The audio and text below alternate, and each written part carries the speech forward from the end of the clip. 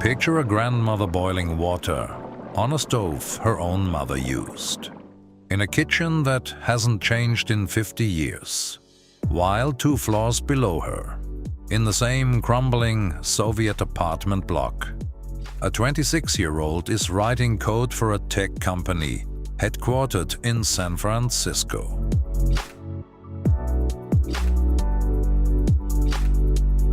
Could a single country really hold both of these realities at once? A place where rotary dial thinking and rocket-fast innovation share the same street and the same bus stop, sometimes the same family dinner table? And could that same country be doing all of this while living under the constant shadow of war, sirens that can interrupt a Tuesday afternoon without warning, and still somehow keep going? This is a nation caught between 2 centuries, between the past it was built on and the future it refuses to give up on, even now.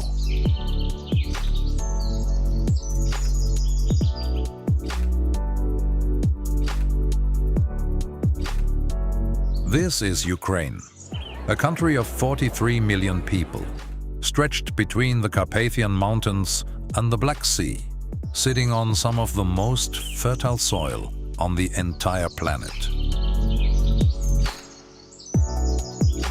Black Earth so rich, it's been fought over by empires for centuries. But here's the question this video is really asking: how does a nation keep its daily rhythm intact?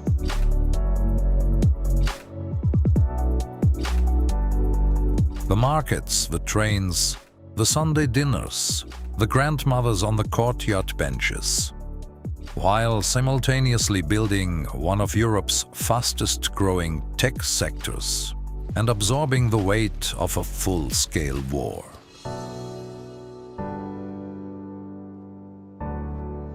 This isn't a story about the headlines you've already seen. It's a story about what happens in the hours between them. The quiet, stubborn, ordinary hours that make up most of a Ukrainian life. Old world routines colliding with new world ambition, with history pressing in on both sides. By the end of this video, you'll understand something most coverage of this country never shows you: how a place keeps living, fully and deliberately, even when living is the hardest thing it's ever had to do.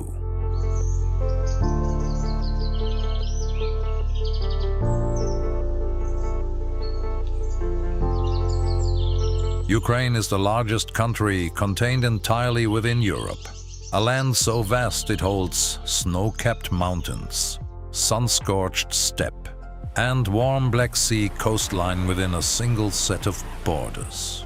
But numbers on a map don't explain what it actually feels like to stand here. To understand Ukraine, you have to understand its soil first. The legendary chornism, Black Earth so dense with nutrients that it's been called a gift from the earth itself. A resource empires have invaded countries to control. This land isn't just scenery. It's the reason this culture exists at all. The wide-open plains taught patience.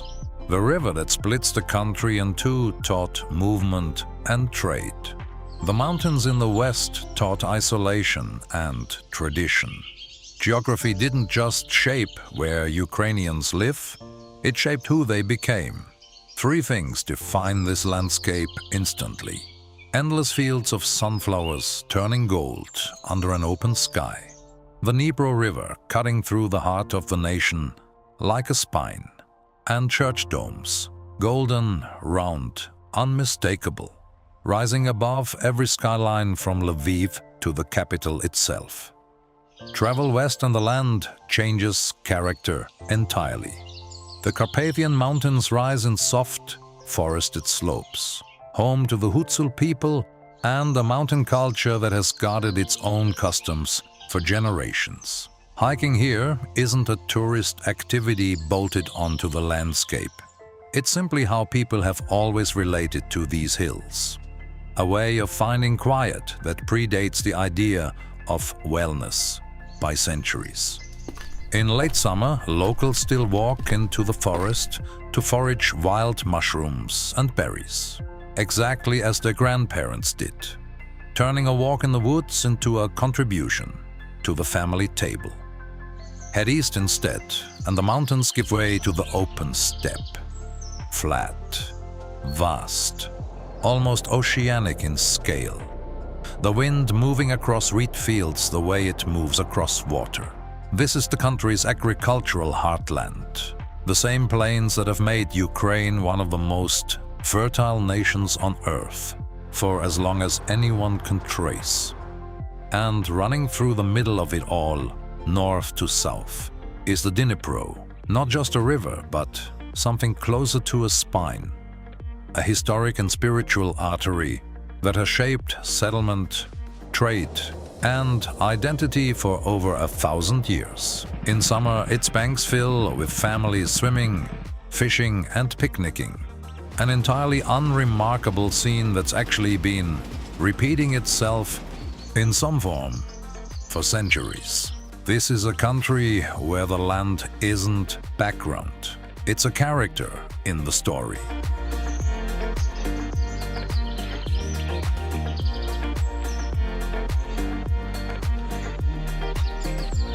Ukrainian winters don't ease in gently.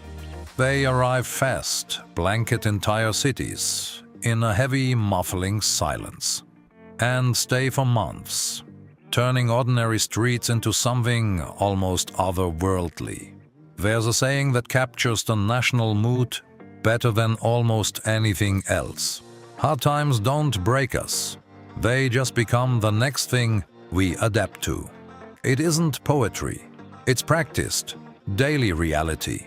Watch an elderly woman at a countryside market in November, stacking jars of pickled cabbage and preserved fruit she canned back in August, preparing, the way her mother did, the way her grandmother did, for a winter she already knows is coming.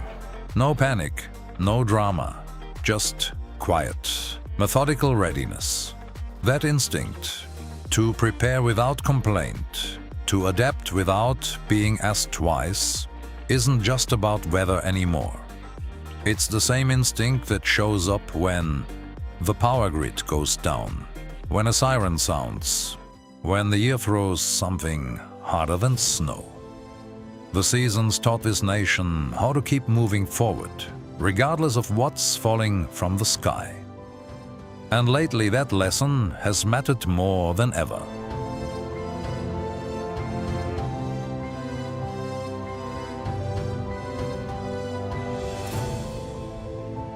Here's something most outsiders never expect. In Ukrainian cities, much of the public transport isn't run by the city at all. It's run by privately owned minivans called marshrutkas, packed shoulder to shoulder, following fixed routes through neighborhoods the official bus lines barely touch. And the way you pay is almost theatrical. You don't walk up to a driver or tap a card. You hand your fare to the stranger in front of you, who passes it forward, person to person, down the length of a crowded van, until it reaches the driver, and your change makes the same journey back, hand to hand, to a passenger they'll likely never meet. It sounds like it shouldn't work. No app, no scanner, no formal system enforcing honesty. And yet it does, every single day, in every city that runs them. It's a small, strange, oddly moving demonstration of something this culture takes almost for granted. That strangers can be trusted to do the right thing, simply because that's what you do.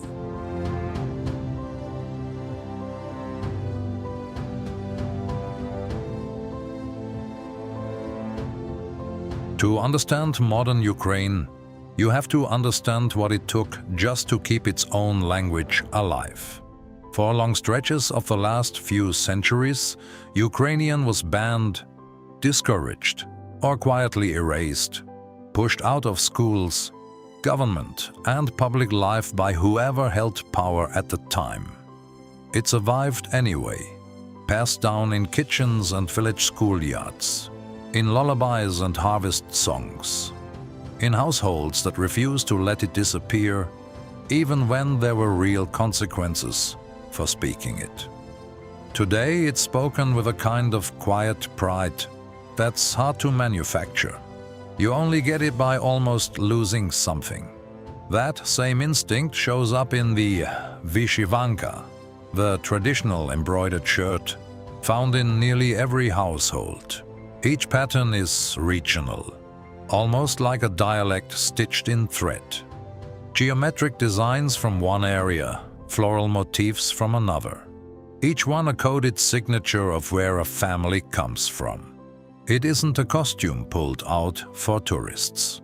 People wear it to weddings, to national holidays, to ordinary family dinners that suddenly feel a little more important. That same devotion to detail shows up every spring in the tradition of Pisanki, intricately painted Easter eggs. Each one covered in symbolic motifs representing the sun, the earth, eternity itself. The process is slow and meditative, taught hand to hand from grandmother to granddaughter. And the finished eggs are carried to church in baskets, alongside sausage and a sweet bread called Pascha, to be blessed on Easter morning. Christmas carries its own quiet ritual.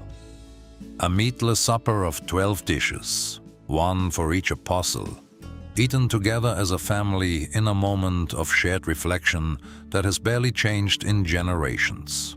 Even music carries this same thread of continuity.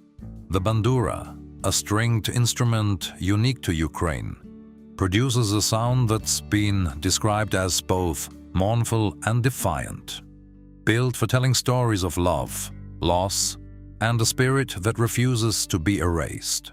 You can still hear ancient polyphonic chants in remote villages today, sung the same way they were sung centuries ago, by people who simply never stopped.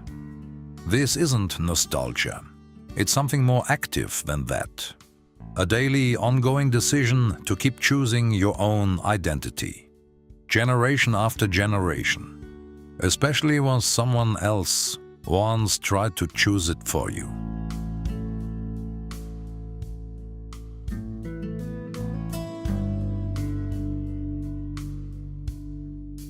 In 2019, two friends, Irina Streva and Anna Vovk, started something small. No government funding, no institutional backing. Just two women who noticed orphaned and disadvantaged children in their region weren't getting the support they needed, and decided that was their problem to solve now. They called their group simply Ordinary People. Nobody could have predicted what came next. When the full-scale war reached the Kharkiv region in 2022, this same small organization, built originally to help kids, not to run wartime logistics, became one of the very first volunteer groups on the ground delivering humanitarian aid. They were among the first to organize the procurement and delivery of aid in the area, and later among the first volunteers to reach newly liberated villages devastated by occupation, helping residents rebuild what they'd lost. Nobody assigned them this. There was no manual for it. Two women who once focused on orphaned children found themselves almost overnight coordinating relief efforts for entire communities. Because the need appeared and they were already in the habit of showing up. That's the instinct that defines this place. Not waiting to be told, not waiting for permission, just looking at what's in front of you and becoming whatever the moment requires.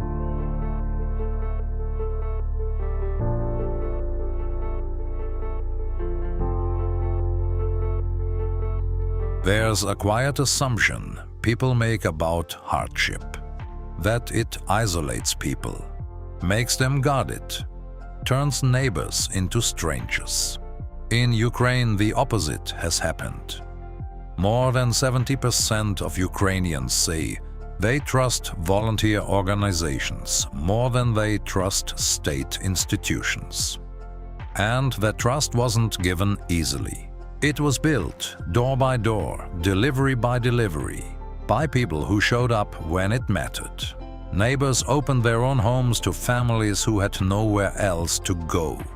Volunteers kept supply chains running even while under shelling, not because they were ordered to, because that's simply what you do for the people around you. This shows up in the smaller moments too.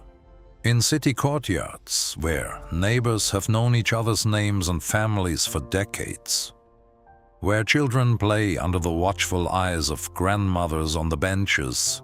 Where a neighbor isn't just someone who lives next door, but functions, in practice, like extended family. In the villages, it runs even deeper. Someone is always available to help bring in a harvest, fix a broken fence, or simply sit and share tea on a slow afternoon. An outsider walking through one of these neighborhoods might be struck by how unremarkable it all looks, until they realize that's exactly the point. Trust here isn't enforced by cameras or contracts. It just is. It always has been.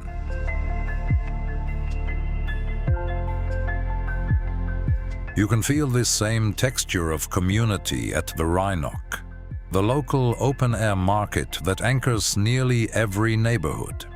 It isn't merely a place to buy vegetables. It's a social institution. Vendors, many of whom grew the produce themselves on small family plots, greet regular customers by name, ask after their children, trade opinions on which tomatoes are sweetest this week. An elderly woman might spend 10 minutes advising a stranger on the correct way to pickle cucumbers, expecting nothing in return except the simple pleasure of being useful to someone. That same instinct toward shared land and shared effort shows up in the Dasha, a small countryside cottage with a garden plot owned by an enormous share of city-dwelling families. On weekends, people leave their apartments behind to tend vegetables, repair fences, and simply slow down. It functions as part hobby, part therapy, part insurance policy. A tangible connection back to the earth that an urban paycheck alone could never provide. Come late summer, entire families work together, canning and preserving the harvest, stocking pantries with pickled vegetables and homemade preserves that will carry them through the winter months ahead. It's hard, unglamorous work. It's also, for many Ukrainian families, one of the most cherished rituals of the entire year.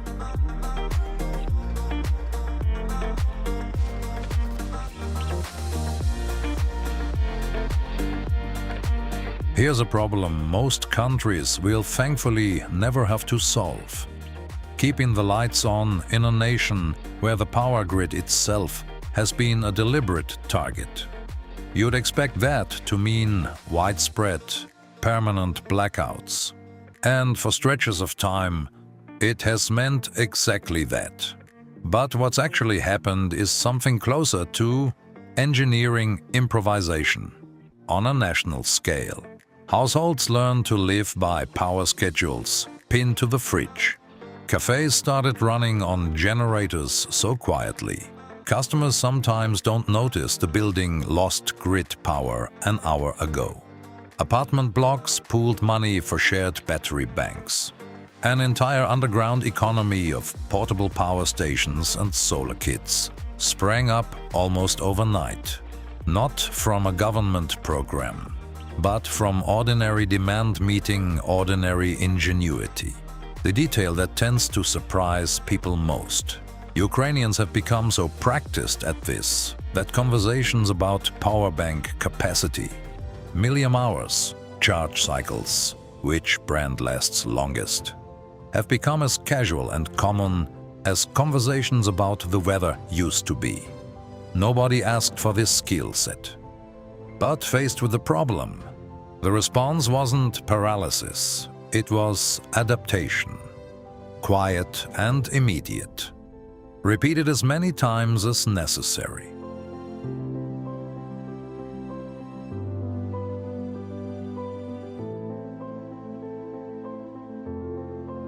From a distance, you might assume Ukraine's economy is mostly agricultural. Fields of wheat and sunflowers.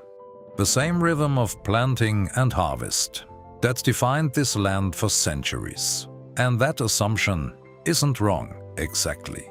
It's just incomplete. For generations, this country has earned its reputation as one of the breadbaskets of Europe. Thanks to soil so fertile, it produces grain, corn, and sunflower oil at a scale most nations can't match. That part of the story is old and proven. But here's the number that tends to surprise people. While farmers are still driving tractors through fields in the western regions, Ukraine has also quietly built one of the most respected technology sectors in Eastern Europe. Software engineers and IT specialists working for companies headquartered in Berlin, London, and San Francisco. Often from a small apartment or a co-working space in Lviv or Kiev. The philosophy underneath both halves of this economy is strikingly similar. Control what you're good at, do it with precision, and let reliability do the talking. Where many economies thrive on aggressive competition, this one runs more on something closer to dependability. Show up, do the work well, and to let your reputation carry you forward. A farmer and a software developer, on paper, could not look more different. In practice, they're running on the exact same instinct.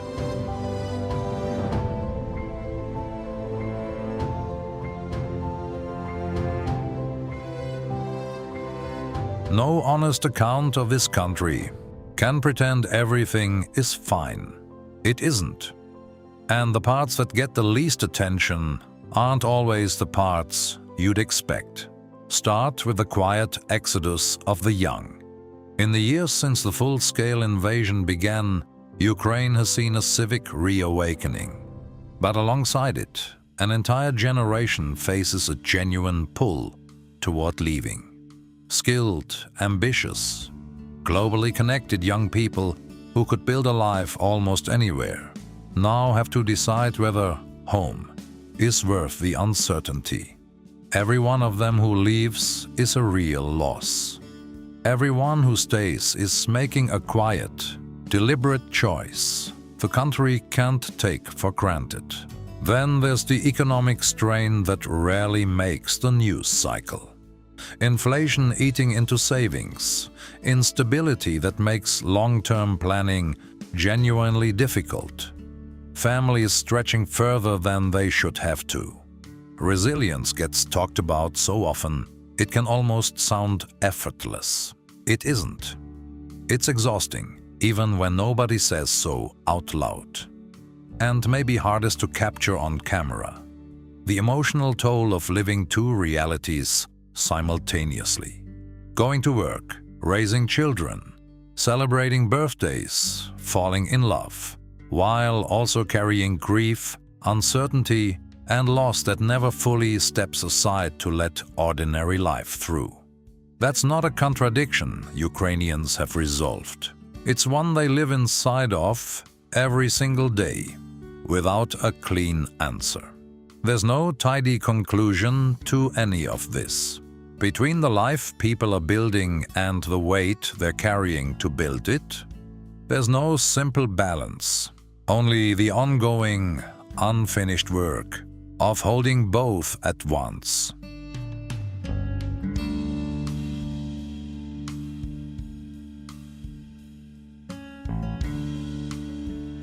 So here's the real question this video has been building toward. And it isn't really about Ukraine at all anymore. It's about us. About how easily comfort can turn into complacency. About how many of us go through entire weeks on autopilot, treating ordinary mornings, ordinary dinners, ordinary conversations with the people we love as guaranteed, as something that will simply always be there, whenever we eventually get around to noticing it. In Ukraine, that illusion isn't available anymore. People there have learned, in the most unwanted way imaginable, that the ordinary moments, tea at a kitchen table, a market conversation with a familiar vendor, an evening walk as the light fades, aren't small. They're the entire point. They're what people are actually protecting when they keep going. So maybe the real question isn't about a country at all. Maybe it's this. If you knew, the way Ukrainians now know, that none of this is guaranteed, would you be living any differently? Would today look different? Would you call the people you love a little more often? Would you stop postponing the life you keep telling yourself you'll start later? That's the thing about places like this. You think you're watching their story, and somewhere along the way, without quite meaning to, you start measuring your own life against it instead.